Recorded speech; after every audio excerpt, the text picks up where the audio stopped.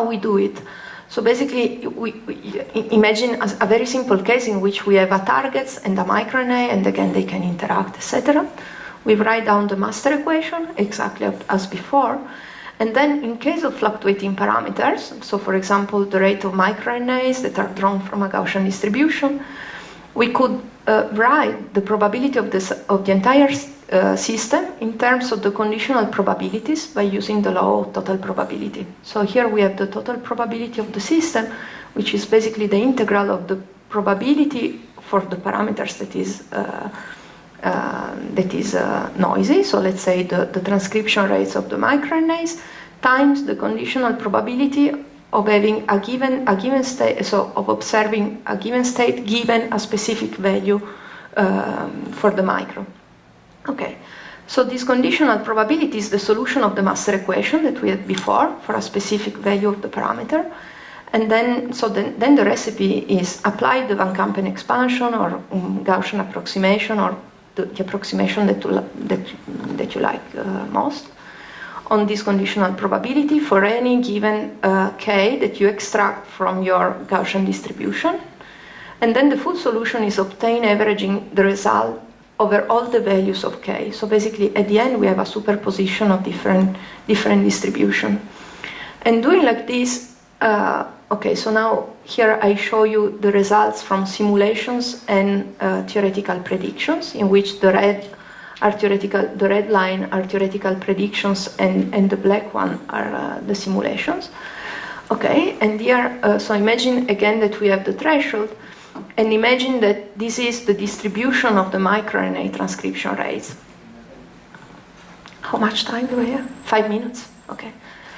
Okay, and then imagine that this is the threshold. Okay, so here we plot the threshold and we plot the position of the distribution of the microRNA transcription rate with respect to the threshold. So if the microRNA is if the transcription rate of the microRNA is much bigger than the transcription rates of the targets, and the entire distribution is above the threshold, what happens is that the target is highly repressed, and also the protein. So this is the messenger and this is the corresponding protein. And then if we move the distribution in such a way that we overcome the threshold, then different portions of the distribution will, of course, will participate in the repressed state, and the other portion of the distribution, so the tail here will give rise to the repressed part of the distribution, and this other part will give rise to the second peak. Okay, so we have the bimodal distribution that we could that I was talking about. Okay, so with this in mind, so our theoretical predictions were very well in agreement with the simulation, so we could somehow build a sort of phase diagram for the bimodality in this case, in which we could change the extrinsic noise on this axis, the transcription rate of the target on this axis, and here we plot the region in which bimodality is present. And okay, so you see that, I mean, there is a wide region in which the target is bimodal, but the most interesting thing here is that basically bimodality is present also in cases in which the interaction strength between the microRNA and targets is very low. And basically here, the noise environment, so the noise on the microRNA transcription rates, can somehow compensate for low mRNA-target interaction in order to obtain bimodal distribution. Okay, so here the different yellow parts corresponds to different interaction strengths. The lighter yellow is the smallest that we check. We also check if this bimodality region was consistent with number of molecules that are normally measured in experiments, and also with the fold repression that is normally measured in experiments. And again, we see that the bimodality region is present for molecules that are, I mean, on the order of magnitude that are normally measured, and for fold repressions that is quite low, around between 2 and 3-fold. And this is the same results for another set of parameters. So we explored the space of parameters, let's say. We did the same while including a second target. So basically we could change the region of the bimodality for the first target while simply tuning the interaction strength of the second, so this G2 parameter here. And as you can see here, in which we plot the bimodality region for the two targets, I mean, there are simply, so this plot showed that there's the possibility that you can go from a region in which both distributions are monomodal to a region in which one distribution is bimodal and the other is not, both are bimodal, and so on and so forth, simply tuning the expression rates of one of the two targets or the noise in the system, so the shape and the amplitude of the distribution of the microRNA transcription rate in this case. Okay. And right now we are in the middle of checking these predictions about the extrinsic noise. Again, again with the same set of the same kind of experiments, so transfection experiments, in which we reason on the following thing. So here we are looking at a sort of a picture of the cells at a given time point, and these cells are not synchronized. So there are cells that are in different phases of their cell cycle. And what we know is that the microRNA we are looking at is somehow changing its expression level depending on the cell cycle.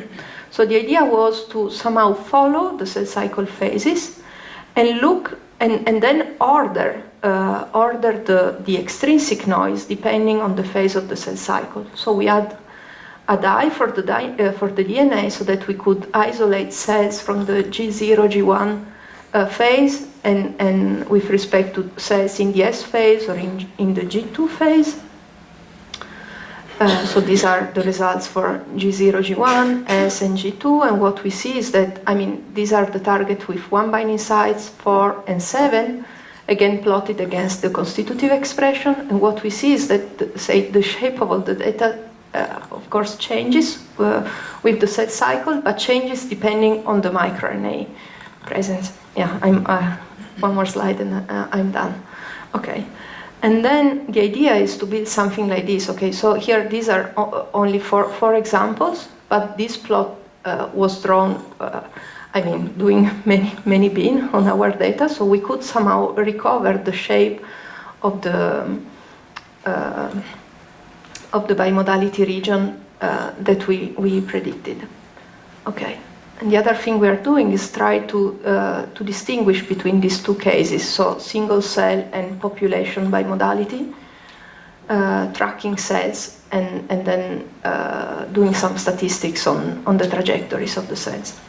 Okay, with this I'm done. Thank you very much for your attention.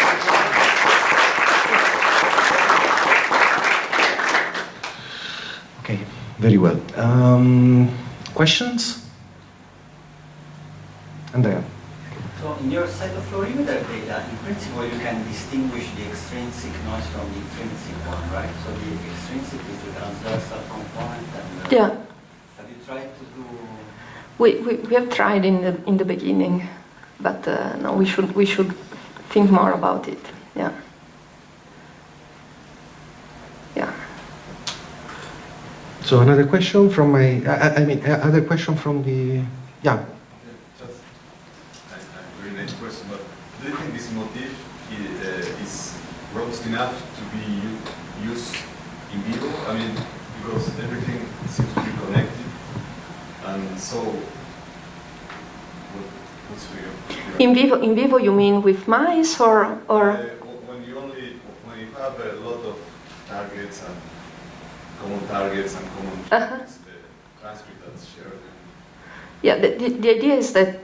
Yeah, in principle, yes. I mean, there are examples in which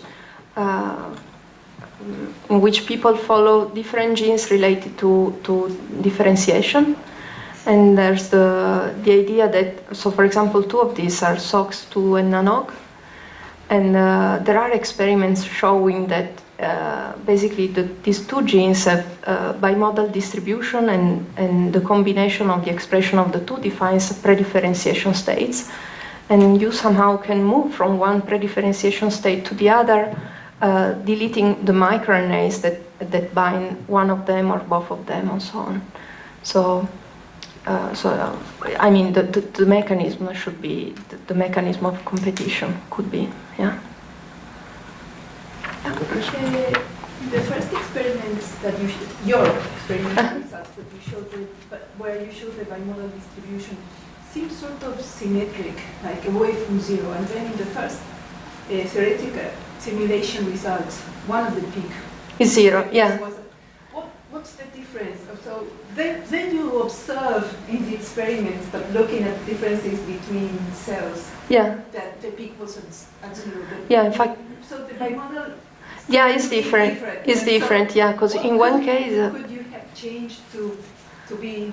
this closer depends to on the the, experiments? I would say that depends on the distribution of the microRNAs and also on the interaction strength. Because otherwise, I mean, in this case, the first peak in zero is an absorbent, yeah, so is another kind of bimodality somehow. Yes. But yeah, you could, so first of all, you could change it depending on the shape of the distribution of the microRNA, of course. And the second thing is that in the experiments, we have cells that express something, otherwise we cannot see them. And that's the main point, I would think. Could you have take into account those that don't express or something and take it into your distribution to see the zero peak or something? So far, I mean, at the experiments with the cytofluorimeter, no, because they don't express anything, so they are not present in the data. But hopefully, from the experiments at the microscope, that are the one we are doing now, yes, we could. A marker of anything, just existence of this that you could count. Yeah. That's a good point. Yeah. Okay, if there are no further questions, let's thank Carla for the presentation here.